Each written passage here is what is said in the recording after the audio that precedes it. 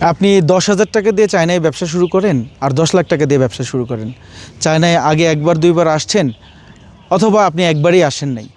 ব্যবসা শুরু করতে গেলে অবশ্যই আপনার একটা প্রপার গাইডলাইন লাগবে। একটা প্রফেশনাল প্ল্যাটফর্মের আন্ডারে একটা গাইডলাইন নিয়ে তারপর ব্যবসা শুরু করলে আপনার কোনো লস হবে না এবং ভবিষ্যতে ব্যবসার কোনো ক্ষতি হবে না।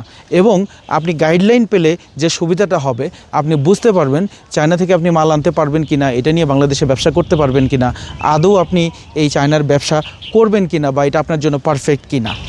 তাই আপনাদের জন্য আমরা ডিজাইন করেছি ফুল অ্যাডভান্স চায়না বিজনেস কোর্স। এই কোর্সে আমার সাথে থাকবে একটি দক্ষ টিম যারা অলরেডি চায়নাতে কাজ করছে এবং এই পুরো জার্নিতে তারা আপনাদেরকে সাপোর্ট দেবে। তাই দেরি না করে পোস্টে অথবা কমেন্টে থাকা লিঙ্কে ক্লিক করে এখনই আমাদের সাথে যুক্ত হয়ে যান।